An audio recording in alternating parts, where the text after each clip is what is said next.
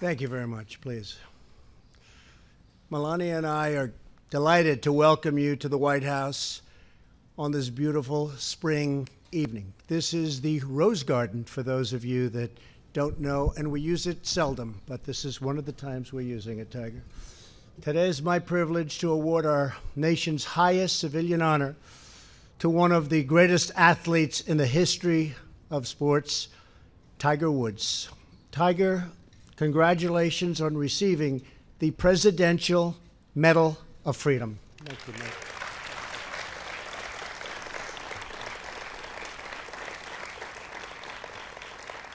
We're thankful to be joined on this occasion by our great Vice President, Mike, thank you very much, members of my cabinet, some of our nation's governors, and many distinguished members of the House and the Senate. Thank you all for being here.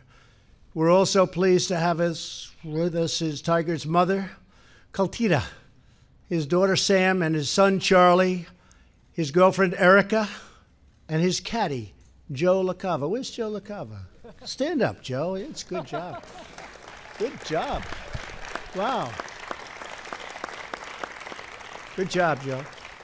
For over 5 decades, the Presidential Medal of Freedom has been given to individuals who have made outstanding contributions to American life, history, and culture.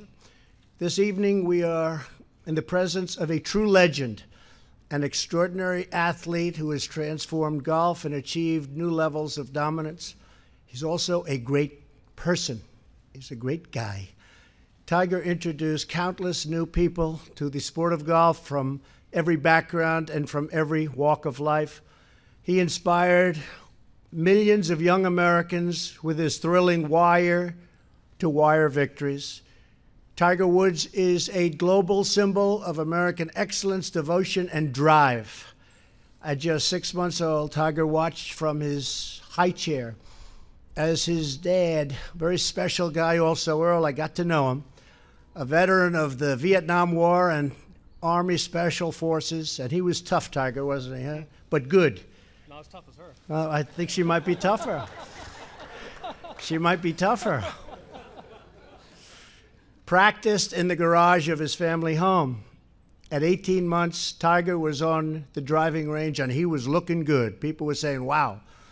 Starting at age 15, he won 3 successive U.S. junior amateur titles, and at 18, he became the youngest ever winner of the U.S. amateur tournament.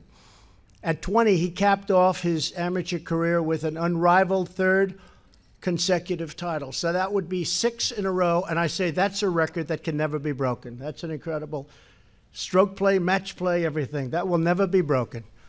And in 1996, he burst onto the professional stage as Rookie of the Year. But it was in 1997 at Augusta National, Bobby Jones's temple to the sport of golf, that the game would forever change. For 4 straight days at the Masters tournament, Tiger stunned the world with his power, grace, and strategic brilliance. He shaped perfect 350-yard drives down Augusta's rolling fairways, went flag hunting at tucked-away pins with the heart-stopping precision like nobody's ever seen before, and he buried one clutch putt after another. On that Sunday, we saw Tiger crush the field by a record margin of 12 strokes, unheard of, with the lowest score in Masters history, 270. At 21 years old, he became the youngest Masters champion of all time and the first person of African American or Asian heritage to win the Story Tournament or any of golf's 4 majors. As a New York Times headline said the next day, Woods tears up Augusta and tears down barriers. Incredible achievement. After clinching the green jacket, amazing. After clinching the green jacket, Tiger marched straight to his first coach, his dad, and embraced the man who inspired his enduring love of the game. Then Tiger turned to hug his mom, the steady presence throughout his life. That's true. I've seen that. I've watched that. And the person who told him that red is his power color. Wow, that was a good move. That was fact. In the years that followed, Tiger launched one of the single most dominant runs in the history of sports. He holds the record for the lowest scoring average in PGA Tour history, 68.17 in 2000. And remember, he only plays in the hardest tournaments. That's a pretty amazing thing. I wonder what would happen if you played 35 a year. Let's try it, Tiger. Come on, that back is in good shape. He played a record 142 consecutive PGA events without missing a cut. That's incredible. He has a PGA Tour winning percentage of 23% of the events he played, a figure that nearly defies comprehension, nothing like it. At the punishing 2000 U.S. Open at Pebble Beach, the entire field shot over par, but Tiger finished 12 under, the first time in U.S. Open history anyone beat par by double digits. He led the field by 15 strokes, setting the record for the largest margin of victory in the 150-year history of a major golf tournament. That was the most amazing day of golf I've ever seen. Tiger's cumulative stroke total was 29 better than the field average.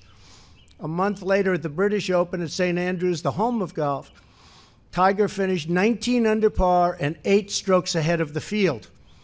He then took the 2001 Masters, becoming the only player in the modern era to win all 4 major championships in a one-year period, a feat known now as the Tiger Slam.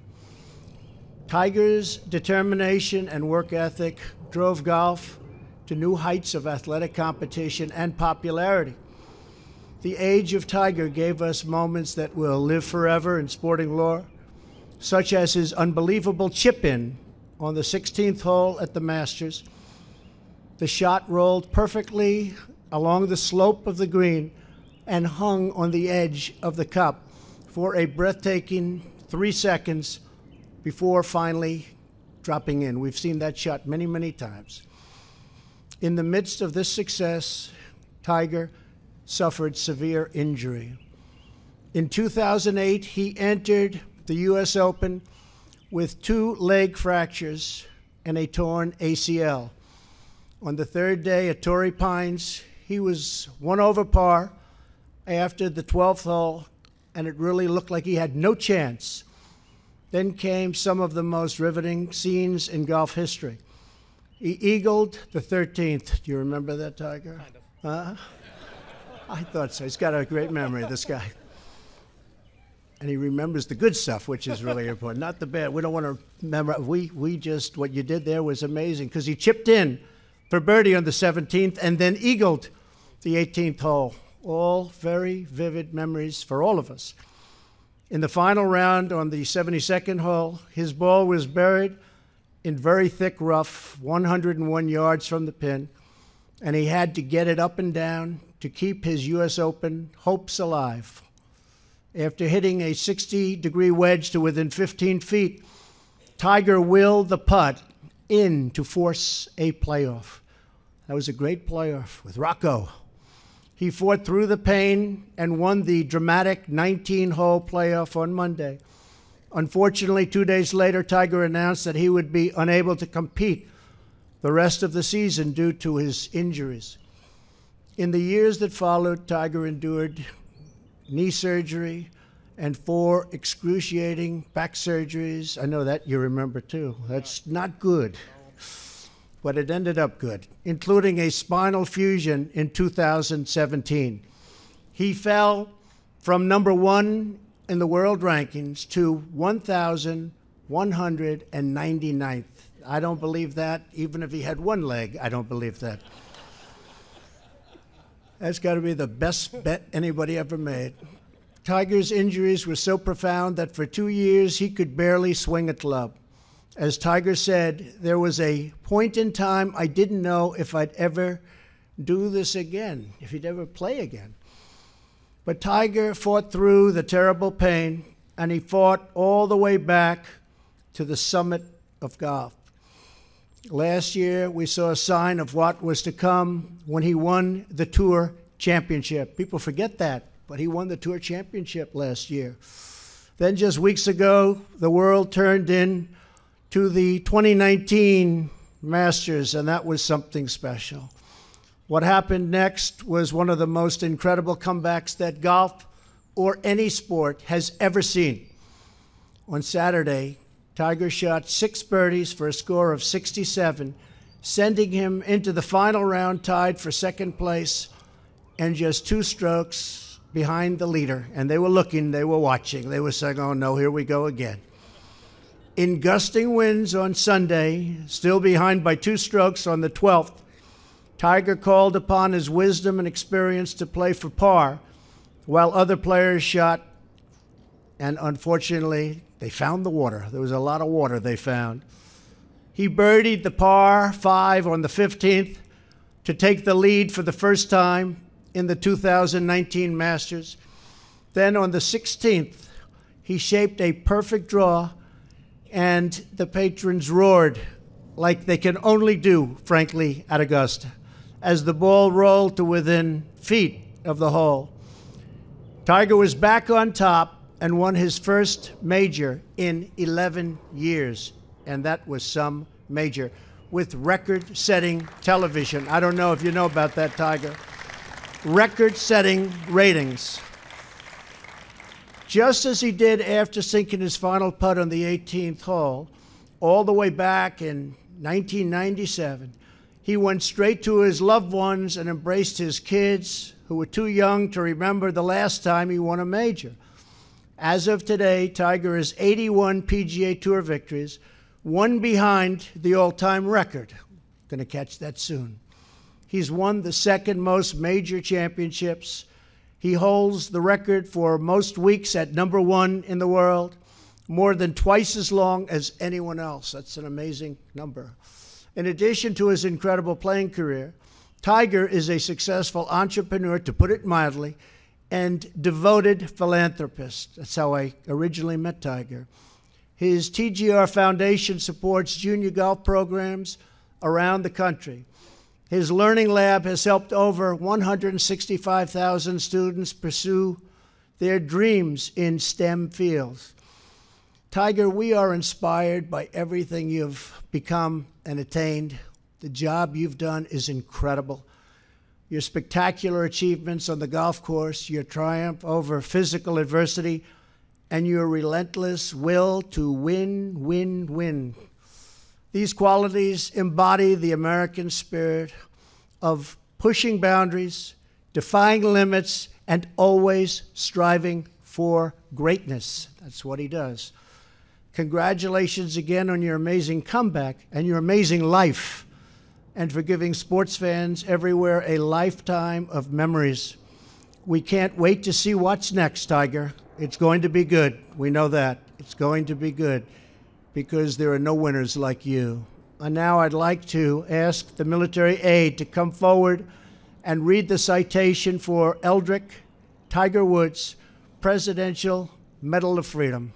Thank you.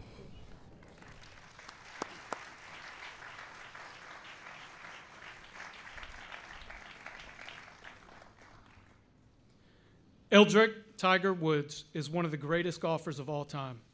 He is second all-time in both professional victories with 81 and major championships with 15, including 5 Masters, 3 U.S. Opens, 3 Open Championships, and 4 PGA Championships. With a record-setting performance in 1997, he became the youngest person and first African American to win the Masters. And in 2019, he became the tournament's second oldest champion. Off the course, Tiger established the TGR Foundation, which has empowered students to classroom and career success for more than 20 years. The United States is now proud to honor Tiger Woods, whose tenacity, willpower, and unyielding drive inspire us all.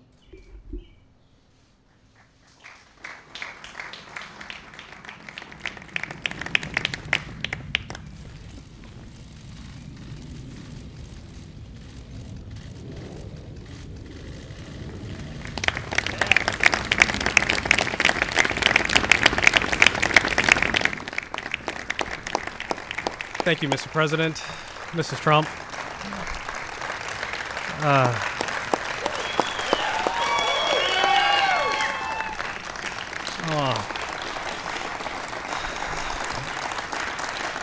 Thank you, guys. Thank you.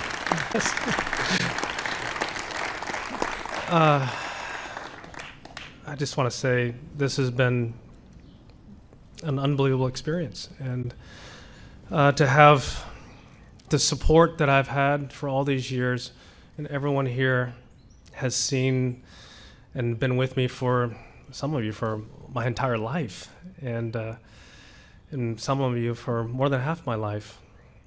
You've seen the good and the bad, the highs and the lows, and I would not be in this position without all of your help. In '97, yes, I won the Masters, and I was there I ended up hugging my dad and my mom. My dad's no longer here, but my mom's here. I love you, Mom. Thank you. And Sam and Charlie, for all your love and support. I love you guys so much. Erica, thank you. I mean, everyone has meant, you guys have meant so much to me in my life, and